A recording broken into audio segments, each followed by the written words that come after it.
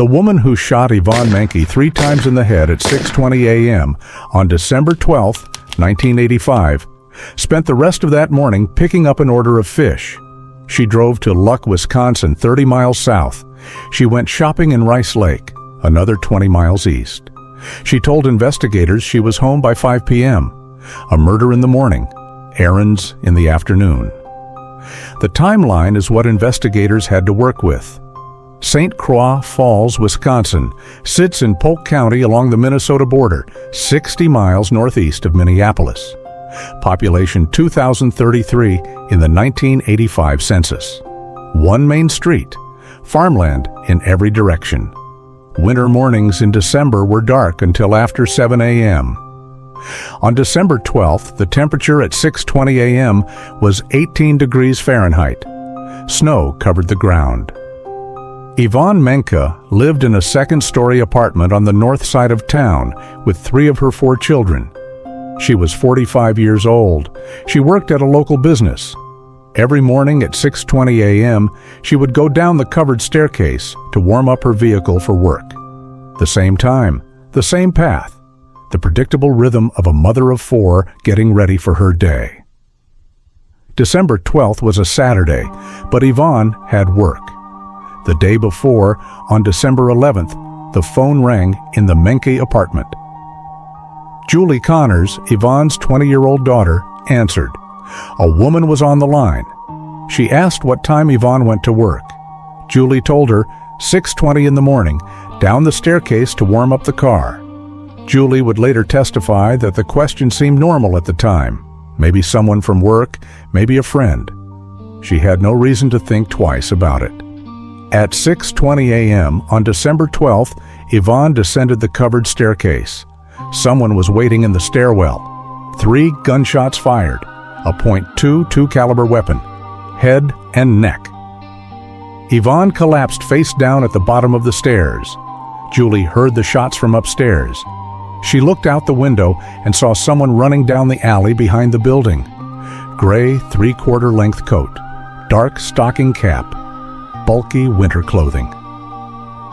She called the Polk County Sheriff's Office, then went downstairs and found her mother at the bottom of the staircase in a pool of blood. Deputies arrived at the scene at 6:27 a.m., 7 minutes after the first 911 call. Boot prints in the snow led to and from the stairwell.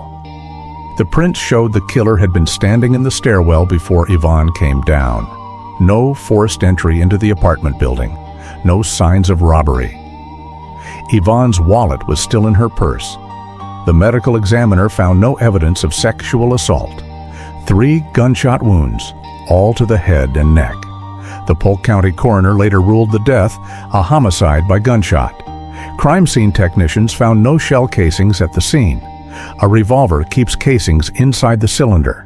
Semi-automatics eject them at the scene. The killer either collected them or used a revolver. No fingerprints were recovered from any surface in the stairwell. No witnesses saw the killer's face. Julie's description to deputies was a person in a stocking cap pulled low and a bulky coat that obscured body shape. The initial report described a white male based on clothing and build. Investigators interviewed neighbors and family members through December 12th and 13th. They learned Yvonne was dating a man named Jack Owen. They also learned Jack Owen was simultaneously dating another woman named Mary Jo Bailey.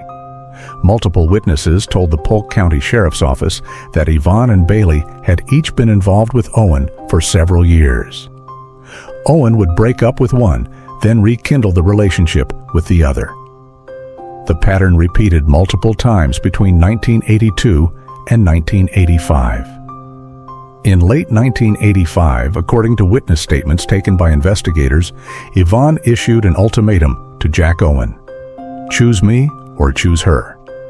No more splitting time. Either be with me exclusively or not at all. Polk County District Attorney Jeff Kemp testified in 2024 about the ultimatum. Either be with her exclusively or not at all, which meant no more Mary Jo, romantically or training horses together. December 11, 1985, was Jack Owen's birthday. He held a party at his residence. Yvonne attended. Mary Jo Bailey did not. Multiple witnesses interviewed by investigators stated Bailey was upset about not being invited. The same day, someone called the Menke apartment and asked Julie Connors what time her mother went to work. Less than 24 hours later, Yvonne was shot 3 times at exactly 6:20 a.m. while following her daily routine. Shuck. December 13, 1985, investigators from the Polk County Sheriff's Office interviewed Jack Owen and Mary Jo Bailey. According to the police report, Bailey told investigators she took a vacation day on December 12th. She said she woke up around 7 a.m. and did chores around her property. She said she drove to Luck, Wisconsin to pick up an order of fish, then went shopping in Rice Lake and returned home by 5 p.m. She said she received a phone call around 9 a.m. from a friend who told her Yvonne Menke had been killed. Mary Jo Bailey told police she spent the morning of December 12th picking up fish in Luck, Wisconsin. She said she didn't hear about Yvonne's death until 9 a.m. when a friend called to tell her. On December 13, 1985, one day after the murder, investigators from the Polk County Sheriff's Office sat down with Mary Jo Bailey and Jack Owen together. Bailey was cooperative. Owen was cooperative. They described their relationship as a friendship built around a shared interest in Morgan horses. Bailey walked investigators through her December 12th in detail. She woke up around 7 a.m. She did chores around her property. She drove 30 miles south to Luck, Wisconsin to pick up a fish order. Then 20 miles east to Rice Lake for shopping. She was home by 5 p.m.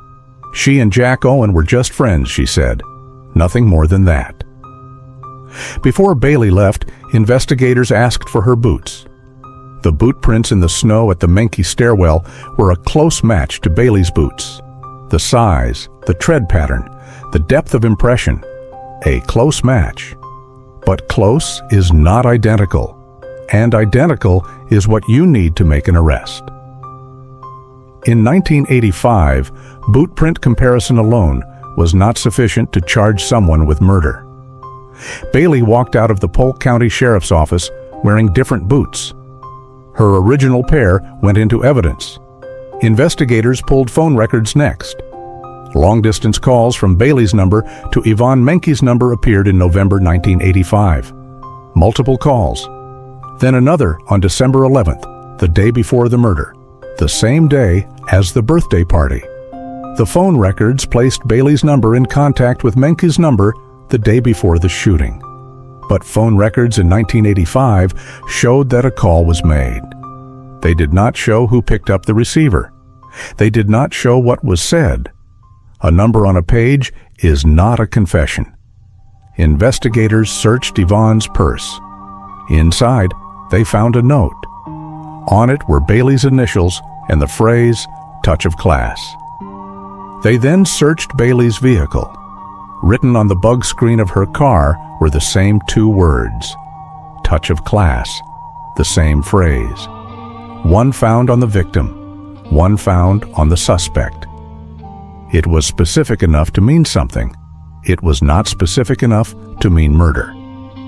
Without a date on the note, it remained circumstantial. On December 20th, 1985, Polk County Sheriff's Office investigators brought Bailey in for a second interview. This time, they were direct. They told her they had evidence placing her at the Menke apartment building on December 12th. The boot prints, the phone records, the note.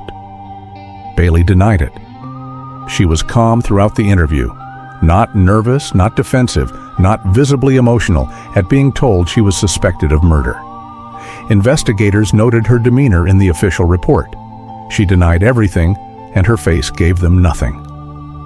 Investigators now had a suspect with motive, opportunity, and a collection of evidence pointing in one direction.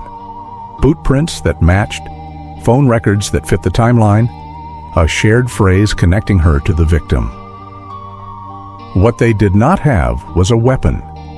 Witnesses were divided. Some told investigators Bailey kept a .22 pistol on her property. She used it to shoot dogs that came too close to her Morgan horses. Other witnesses told investigators they had never seen Bailey with a gun and did not believe she knew how to handle one. The contradiction sat in the case file unresolved. Without the murder weapon, there was no way to connect Bailey to the .22 used at the stairwell on December 12th. By early 1986, the Polk County Sheriff's Office had exhausted every available lead. The boot prints were close but not conclusive. The phone records showed contact but not conversation. The note established a connection but not a timeline. The witness accounts on the firearm canceled each other out. Bailey had denied everything twice and shown no reaction either time. Jack Owen gave investigators nothing that moved the case forward. The case was closed without charges filed.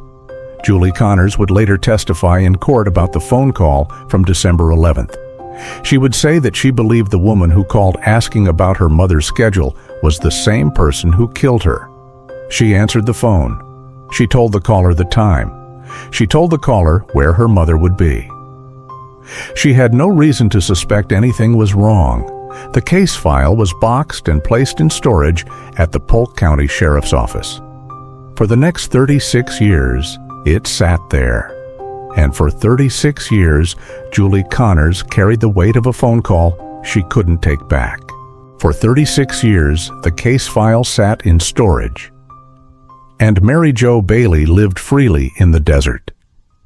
Apache Junction, Arizona sits 35 miles east of Phoenix at the base of the Superstition Mountains. Small streets, dry heat. Bailey relocated to Apache Junction at some point in the years following the murder. She continued raising Morgan horses. She had no criminal record, not a traffic ticket, not a noise complaint, nothing. She went shopping. She took vacations. She turned 60, then 70. She collected Social Security. She woke up every December 12th and lived another ordinary day. She was never charged, and she kept living anyway. In St. Croix Falls, Julie Connors turned 30, then 40, then 50.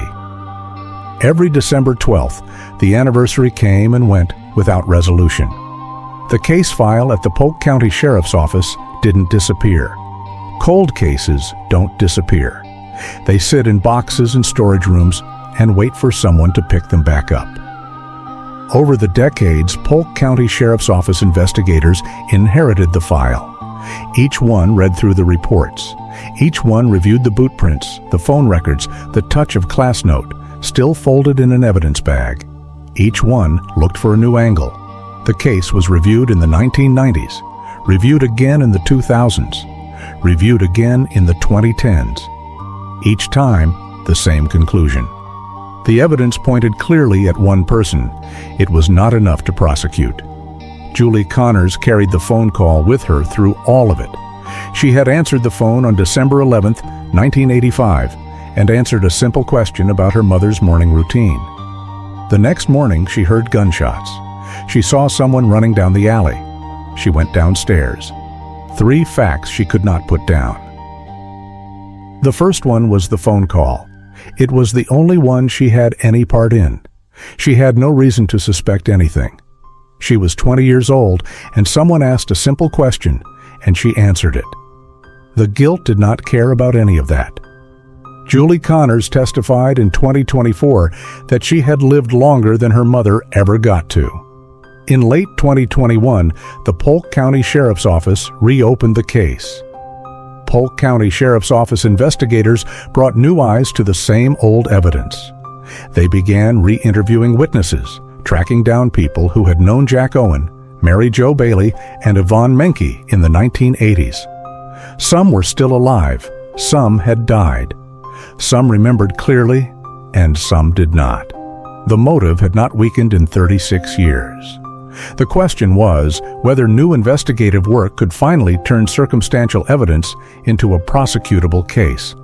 On September 21, 2022, investigators called Bailey at her home in Apache Junction. She was 79 years old. She was evasive. She told investigators she and Jack Owen had been just friends. She said Owen had several girlfriends over the years, not only her, not only Yvonne. When investigators asked about Yvonne Menke directly, Bailey said she did not remember meeting her. Investigators described her tone in their report as distant and unengaged. On January 16, 2023, investigators spoke with Bailey again. This time they told her directly that charges could be filed. Bailey's response was noted in the official report. She showed no emotion, she gave no response, no fear, no anger, no denial, and no relief. The same flatness investigators had noted in December 1985 was still there 38 years later, unchanged. It was the same detachment she had shown when she first walked into the Polk County Sheriff's Office the day after the murder. The same calm, the same face that gave nothing away. These stories take time to research, verify, and build from the ground up. If this kind of work matters to you, subscribing and leaving a like helps this channel keep doing it. The next part of this case is where investigators make their final move.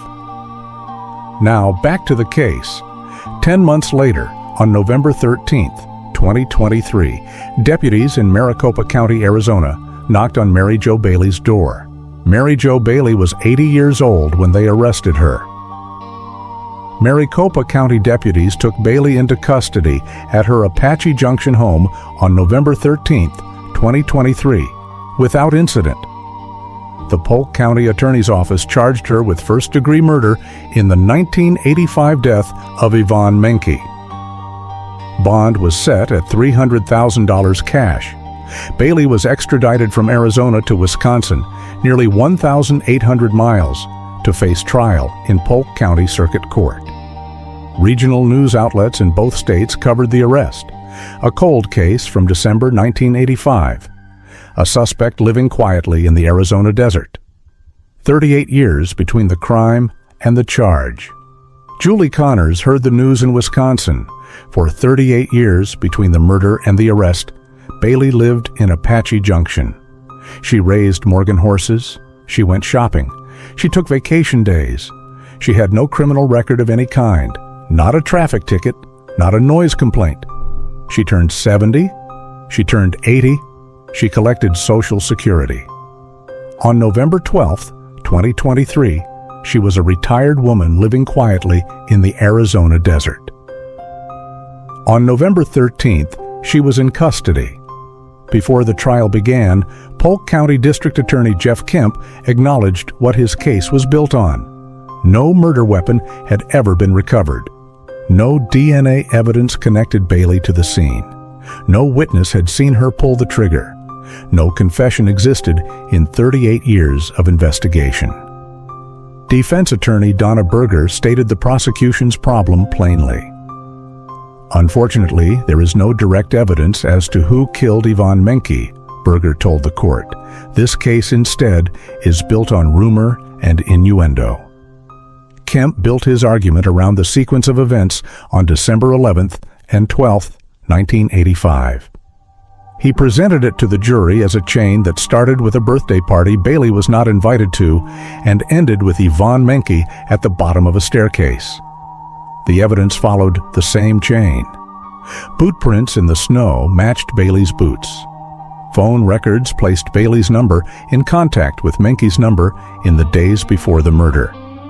The touch of class note connected Bailey directly to the victim.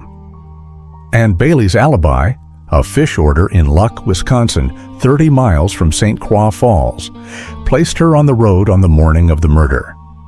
Kemp described the ultimatum Yvonne had issued to Jack Owen. Either be with her exclusively or not at all, Kemp told the jury, which meant no more Mary Jo, romantically or training horses together.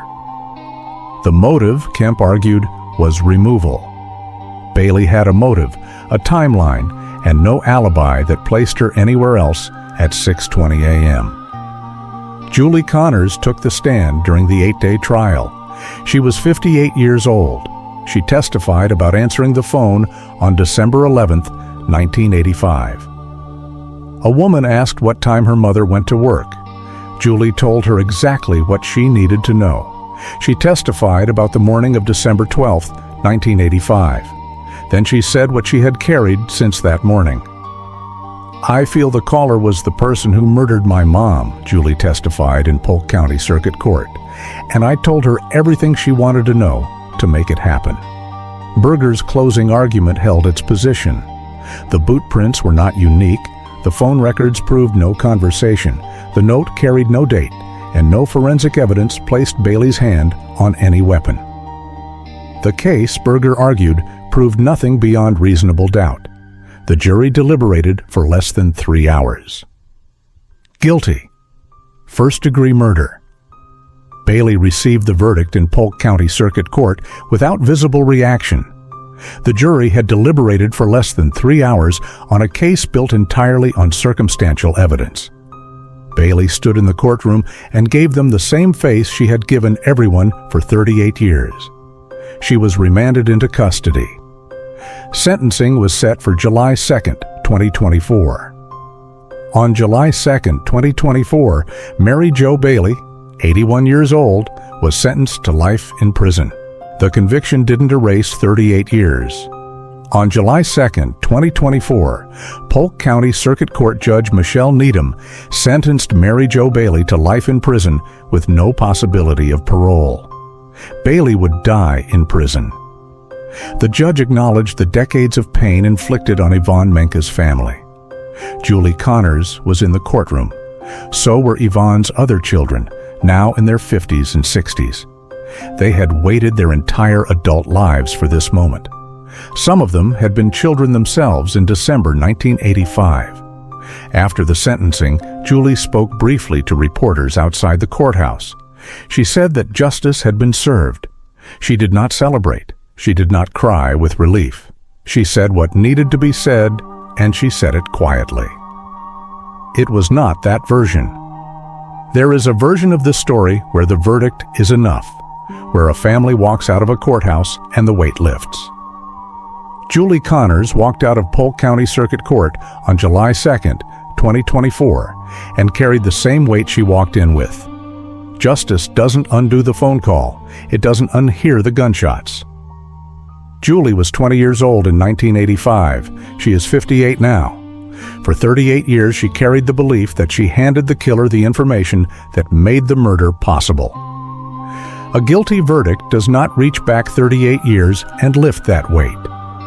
Bailey will spend the rest of her life in a Wisconsin prison cell. Julie will spend the rest of hers with the memory of a phone ringing on the evening of December 11, 1985. Bailey never confessed, not during the investigation, not during the trial, not at sentencing. She never explained, she never acknowledged what she had done or why she had done it. The jury convicted her on the totality of circumstantial evidence because that totality left no other reasonable conclusion. But a conviction is not an acknowledgement. A sentence is not an answer. Bailey took her silence with her to prison. The family had waited 38 years for a conviction. They received one. Investigators never confirmed whether Bailey actually picked up a fish order in Luck, Wisconsin on the morning of December 12, 1985. It was her alibi. A mundane detail meant to place her 30 miles from St. Croix Falls at the time of the murder. But the geography doesn't close the window. St. Croix Falls to Luck is 30 miles. At 6:20 a.m., the roads in Polk County in December are empty. The drive takes less than 40 minutes. She could have been at the stairwell at 6:20 a.m. and still reached Luck before any business opened for the morning. The fish order and the murder are not mutually exclusive. That is what makes the alibi so difficult to put down. It is ordinary enough to be true. It is timed well enough to serve as cover. Investigators worked the case for 38 years and never resolved which one it was. Yvonne Menke went down the covered staircase every morning at 6:20 a.m. to warm up her vehicle for work. The same time, the same path, the predictable rhythm of a mother of four getting ready for her day. That routine was not a weakness. It was who she was. She was reliable and consistent, the same person every morning without variation. Bailey knew exactly where Yvonne would be and when, not because Yvonne was careless, but because Yvonne was exactly herself. The things that made her dependable to everyone who knew her are the same things that made her findable in a stairwell at 6:20 a.m. on a December morning. She died because she was exactly who she always was. On December 11th, 1985, the phone rang in the Menke apartment. Julie Connors answered it. A woman asked what time her mother went to work. Julie told her. She had no reason not to. She had no reason to suspect that a simple question about a morning routine was anything other than what it sounded like. She answered the phone the same way she had answered it 100 times before. Not because she was careless, not because she failed her mother, because she had no way to know that the person on the other end of the line was planning a murder. That phone call was the last ordinary moment of Julie Connors' life. Everything that came after came from that one answer. The gunshots, the alley, the staircase, the 38 years of waiting. The verdict that arrived and changed everything and nothing. Yvonne Menke was 45 years old. Every morning at 6:20 a.m., she went down the covered staircase to warm up her vehicle for work. If this story stayed with you, like and subscribe so you never miss the next one. Drop a comment below. We read every one of them.